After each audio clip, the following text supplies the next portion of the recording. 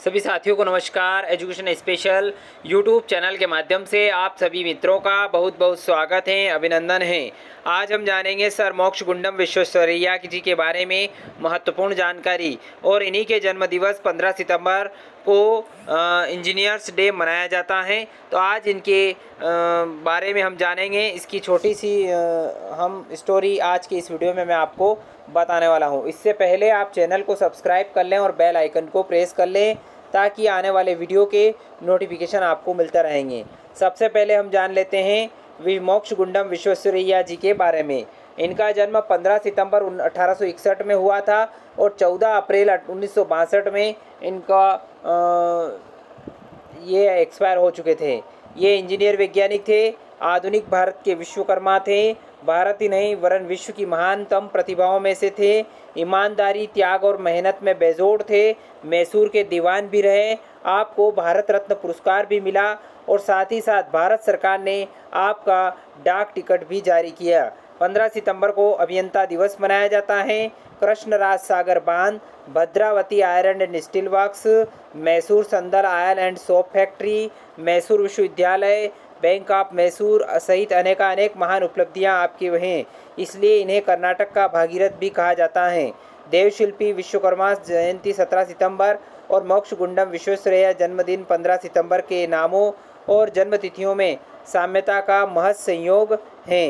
अब हम जानेंगे विश्वेश्वरैया जी के जीवन संघर्ष के बारे में। अब जीवन संघर्ष के बारे में हम जानते हैं। कर्नाटक में गरीब घर में इनका बहुत जन्म हुआ था। 14 वर्ष के थे तो उनके पिता की मृत्यु हो गई थी। समाधान ढूंढने की अद्भुत क्षमता थी इनमें। अम्मा, मैं अपनी ज़रूरत के लिए स्वयं ही कमाऊंगा, मामा पर बोझ नहीं बनूंगा, ये इनका वाक्य था। अपने से छोटे बच्चों को ट्यूशन पढ़ाकर किसी तरह बड़े प्रयास से अपना अध्ययन जारी रखा। प्रतिदिन मामा के घर से कॉलेज और ट्यूशन पढ़ाने हेतु आने जाने के लिए 15 किलोमीटर से ज़्यादा चलते थे। बाद में जब उनसे अच्छे स्वास्थ्य का रहस्य पूछा गया तो उन्होंने कहा, मैंने चलकर अच्छा स्वास्थ्य पाया है। पूरे मुंबई विश्वविद्यालय में छात्रवृत्ति सहित सर्वोच्च अंक प्राप्त कर इंजीनियर की डिग्री प्राप्त की। उन्होंने स्टील के दरवाजे बनाए जो कि बांध से पानी के बहाव को रोकने में मदद करता था। उनके इस सिस्टम की प्रशंसा ब्रिटिश अधिकारियों ने मुक्त कंठ से की। आज यह प्रणाली पूरे विश्व में प्रयोग में लाई जा रही है। अब जानते हैं विश्वेश्वरैया जी के जीवन के बारे में कुछ प्रेरक बातें, कुछ प्रेरक घटनाएं। सबसे पहले प्रेरक बात है संस्कारों का बीजारोपण। 2 वर्ष की आयु में ही उनका परिचय रामायण, महाभारत और पंचतंत्र की कहानियों से हो गया था। ये कहानियाँ हर रात घर की वृद्ध महिलाएं उन्हें सुनाती थी। कहानियाँ शिक्षाप्रद और मनोरंजक थी। इन कहानियों से विश्वेश्वरैया ने ईमानदारी, दया, अनुशासन जैसे मूल्यों को आत्मसात किया। दूसरी भावना थी उनकी राष्ट्रीयता की भावना। यह भारतीय राष्ट्रीयता का ही प्रभाव था जिसने उन्हें दरबार में आने का मैसूर के महाराजा का निमंत्रण ठुकराने को प्रेरित किया। सरकारी रूप से यह माना जाता था कि महाराजा के निमंत्रण को आदेश माना जाए, फिर भी विश्वेश्वरैया ने आमंत्रण को ठुकरा दिया। यह विरोध था दरबार में बैठने की व्यवस्था में भेदभाव के विरुद्ध। अंग्रेजों को कुर्सियों पर बैठाया जाता था और भारतीयों से आशा की जाती कि वे जमीन पर सिमट कर बैठें। विश्वेश्वरैया से दरबार में न आने का कारण पूछा गया तो उन्होंने भेदभाव का जिक्र करते हुए जवाब लिखा। उनका तर्क महाराजा को सही नजर आया। उन्होंने आदेश दिया कि प्रत्येक निमंत्रित व्यक्ति को कुर्सी पर बिठाया जाए और विश्वेश्वरैया के लिए क्षण गर्वपूर्ण थे। तीसरी बात थी उनकी आदर्शवादी शर्त। चीफ इंजीनियर बनने के 3 साल बाद नवंबर 1912 में मैसूर के महाराजा ने विश्वेश्वरैया को वहां का दीवान यानी कि प्रधानमंत्री बना दिया। पद संभालने से पहले उन्होंने अपने रिश्तेदारों और घनिष्ठ मित्रों को रात्रि भोज पर बुलाया, अतिथियों का भव्य स्वागत किया, उन्हें अच्छे से खिलाया, उनकी बधाइयाँ और शुभकामनाएं स्वीकार की। फिर उन्होंने उन सबको पास बैठाकर कहा कि वह तभी इस नौकरी को स्वीकार करेंगे अगर वे उनकी शर्तों को मान लेंगे। मेहमानों ने एक दूसरे की ओर देखा। वे जानते थे कि उनके मेज़बान की टिप्पणी में कुछ सार है। वे विश्वेश्वरैया के शब्दों को समझने के लिए तैयार होने लगे।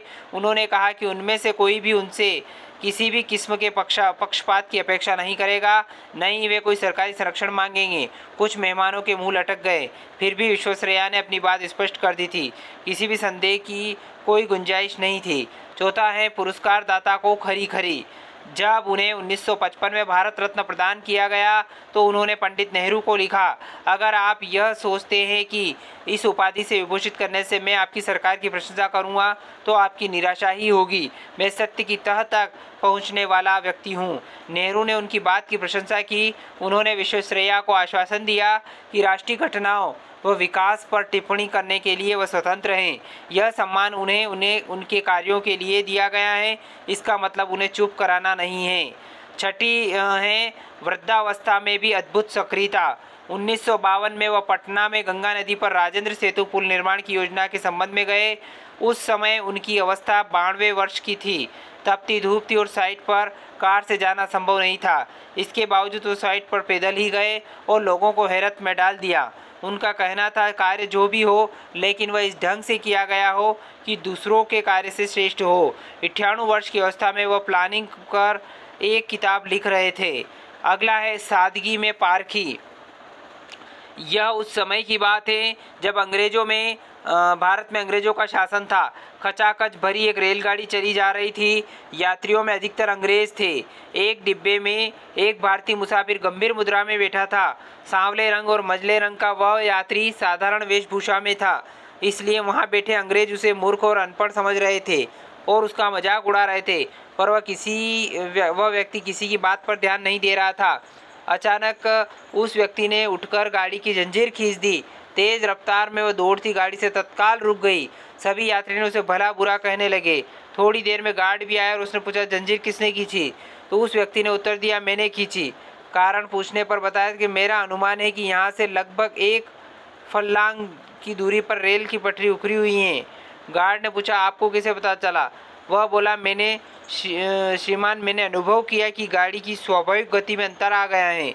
पटरी से गूंजने वाली आवाज़ की गति से मुझे खतरे का आभास हो रहा है। गार्ड उस व्यक्ति को साथ लेकर जब कुछ दूरी पर पहुंचा तो देखकर दंग रह गया कि वास्तव में एक जगह से रेल की पटरी के जोड़ खुले हुए हैं और सब नट बोल्ट अलग बिखरे पड़े हैं। दूसरे यात्री भी वहां आ पहुंचे। सब लोगों को पता चला कि उस व्यक्ति की सूझबूझ के कारण उनकी जान बच गई, तो वे उसकी प्रशंसा करने लगे।